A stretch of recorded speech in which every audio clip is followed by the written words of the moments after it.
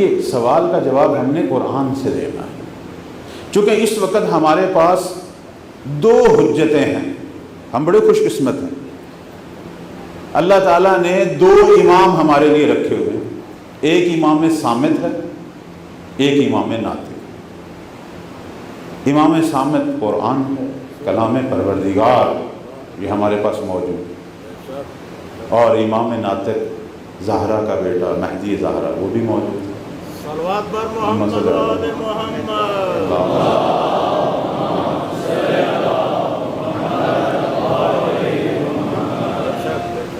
دو امام ہماری ہدایت کے لیے موجود ہیں، لیکن بدقسمتی یہ ہے، بہت ہی توجہ چاہوں گا، ایک کو ہم غلاف میں بند کر کے رکھتے ہیں، صرف مردوں پر پڑھتے ہیں، اور دوسرے کی معرفت نہیں پیدا کی، وہ پردہ غیبت میں پنہاں ہے۔ دونوں کو ہم نے خود ہی پنہاں کیا ہوا ہے۔ کبھی بھی یہ نہ کہا کریں کہ اللہ نے انہیں غائب کیا ہوا ہے، نہیں، خدا نے 1200 سال پہلے سے ہی ظاہر کر دیا تھا۔ یہ ہمارے رویوں نے، ہماری غفلتوں نے مہدی کو غائب کیا ہوا ہے۔ ہمارے بزرگ علماء یہی کہتے ہیں کہ غائبتہ منا، مہدی کی غیبت کا سبب ہم خود ہیں، ہم خود ہیں۔ اصل میں یہ نہ کہا کریں کہ ہم ان کے منتظر ہیں، وہ ہمارے منتظر ہیں۔ بھائی مولا کس چیز کا انتظار کر رہے ہیں، کیوں نہیں ظہور کر رہے، یہ سوال ہے نا ہمارے ذہن میں۔ جواب بھی مولا خود ہی دیں گے، وہ کہیں گے میں اپنے ناصروں کا منتظر ہوں، کب میرے ناصر دنیا میں ظاہر ہوں تو میں ظہور کروں، چونکہ میں نے کوئی معجزے سے انقلاب نہیں لانا، میں نے اپنے ناصروں سے مل کر دنیا میں انقلاب لانا ہے، جن ناصروں کا علی 30 سال تک اپنے گھر میں انتظار کرتے رہے، جن ناصروں کے نہ ہونے کی وجہ سے حسن مجتبیٰ نے جنگ چھوڑ دی، جن ناصروں کا 61 ہجری کے امام سید الشہداء استغاثہ نصرت دیتے دیتے انتظار کرتے کرتے دنیا سے چلے گئے، لیکن ناصر کوفہ سے نہیں پہنچے۔ بعض کا لوگ کہتے ہیں اتنی بھری دنیا شیعوں کی، اس ملک کے اندر اتنے مومنین کی تعداد، اس ملک میں اتنے مومنین کی تعداد، اتنے مومنین، کبھی یہ کثرت کو نہ دیکھا کریں عزیزان، شیعوں کی کثرت تو ہر دور میں تھی۔ اب مجھے خود بتائیے، جب سید الشہداء نے استغاثہ نصرت بلند کیا، آیا شیعہ کم تھے؟ کوفہ بھرا ہوا تھا شیعوں سے، لیکن موقع پر نہیں پہنچ سکے، نہیں پہنچ سکے، بعد میں گئے ہیں۔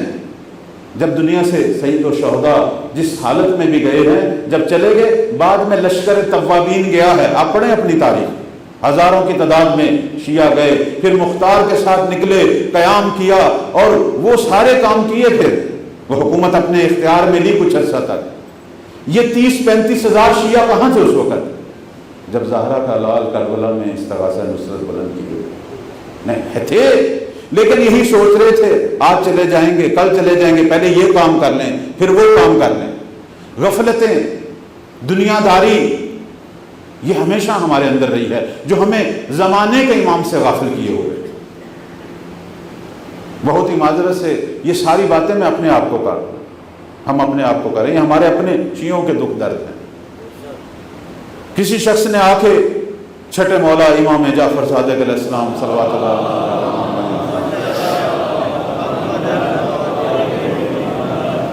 ان سے کہا کہ مولا میں معذرت چاہتا ہوں، جسارت ہے، آپ کے اتنے شیعہ موحد، ظاہر ہے چھٹے مولا کے زمانے میں بڑی تعداد تھی شیعوں کی، تو آپ کا گھر میں بیٹھنا روا نہیں ہے۔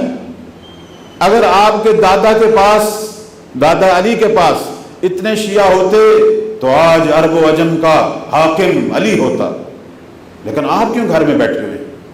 یہ ایک نے آ کے جسارت کی چھٹے مولا کی بارگاہ میں۔ امام نے مسکرا کے کہا کتنے ہیں شیعہ میرے؟ کہنے لگا 1 لاکھ۔ معصوم نے فرمایا 1 لاکھ، کہنے لگا 2 لاکھ، پھر فرمایا 2 لاکھ، کہنے لگا مولا آدھی دنیا ہی آپ کی ماننے والی ہے۔ کہنے لگے اے فلاں آؤ میرے ساتھ۔ اسے لے کر مدینہ سے نکلے، مدینہ سے نکلے اور ایک مسجد تھی وہاں پہنچے، نماز کا ٹائم تھا، مولا نے نماز ادا کی۔ نماز ادا کرنے کے بعد کہا فلاں وہ سامنے ایک چرواہا ہے، بھیڑ بکریاں چرا رہا ہے، ذرا دیکھو اس کے پاس جانوروں کی تعداد کتنی ہے، ذرا گن کے آؤ۔ جب گن کے آیا، اب جو میرے حافظے میں ہے، کہنے لگا 17 کے قریب ہوں گی۔ فرمایا اے مومن میرے پاس 17 ناصر بھی نہیں ہے، تجھے میرے دل کا کیا پتا، تمہیں اپنے ایمان کے دکھوں کا کیا پتا، تو یہ نہ دیکھ کہ اتنی دنیا ہے جو میری زیارت کے لیے آ رہی ہے، اتنے میرے محب ہیں، لیکن جب میں استغاثہ نصرت دوں گا میں بھی حسین کی طرح تنہا رہ جاؤں گا۔ یہ درست، یہ زبان حال تھی میرے مولا کی۔ آج بھی یہی حالت ہے۔ یہ نہ کہا کریں کہ اتنی دنیا بھری ہوئی ہے، لیکن کہاں ہے ہماری زندگی میں؟ زہرا کا بیٹا کہاں ہے؟ صبح سے شام ہو جاتی ہے، شام سے صبح، تو کتنی بار اپنے مولا کو یاد کرتا ہے؟ کتنی دفعہ اپنے مولا کے لیے تو نے کوئی کام کیا؟ میں اپنے آپ کو کہہ رہا ہوں، آپ کو نہیں کہہ رہا۔ کہاں ہے ہماری زندگی میں مہدی زہرا؟ وہ ہم نے خود ہی غائب کیا ہوا، ہم پہنچتے ہی نہیں ہیں اپنے مولا کے پاس۔ علی بن مہزیار آرزوئے دیدار رکھتا تھا مولا کی، 20 حج کیے اس نے امام کی دیدار کے لیے، 20 حج، کہ کاش میں وہاں کہیں اپنے مولا کو دیکھ لوں، چونکہ یہ تو ہماری روایات میں ہے۔ غیبت الصغریٰ میں مولا کے جو دوسرے نائب تھے محمد بن عثمان، انہوں نے بیان کیا تھا کہ مہدی زہرا جو ہیں وہ ہر سال حج کے دنوں میں مکہ میں آتے ہیں، مینا میں آتے ہیں، عرفات میں آتے ہیں، مومنین کو دیکھتے ہیں، مومنین کو پہچانتے ہیں، مومنین کو سلام بھی کرتے ہیں، مومن بھی جواب دیتے ہیں، دیکھتے ہیں، لیکن اپنے امام کو پہچانتے ہیں۔ شاید ہماری آنکھوں نے، ان گناہگار آنکھوں نے شاید وہ نور کا سراپا دیکھا ہو، لیکن ہماری غفلتوں کے پردے ہیں نا ہمارے آگے۔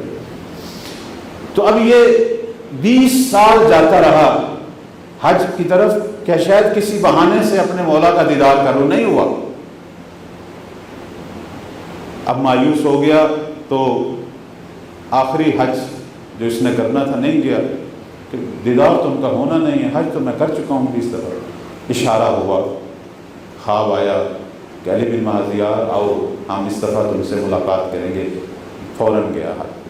اب وہ واقعہ بہت طولانی ہے، میں اس کو مختصر کرتا ہوں۔ وہاں گیا اور طواف کعبہ کرتے ہوئے ایک جوان اسے لے کے چل پڑا، اور آتا آتا اسی جگہ پہ پہنچا، اسی صحرا میں جہاں وہ خیمہ نور بپا ہوتا ہے، اسی خیمہ کے دروازے پہ پہنچا کہ جس کے اندر کائنات کی حجت، مرکز کائنات تشریف فرما تھی۔ اب دیکھیں زندگی کے یہ لحظات کتنے قیمتی ہوتے ہیں۔ انسان کی جب کوئی آرزو پوری ہو رہی ہے، ایسی آرزو جو ہم میں سے ہر ایک آدمی کی آرزو ہے، ہمارے بچوں کی بھی آرزو، کتنا اشتیاق اور کتنا محبت کا عالم تڑپ رہا تھا۔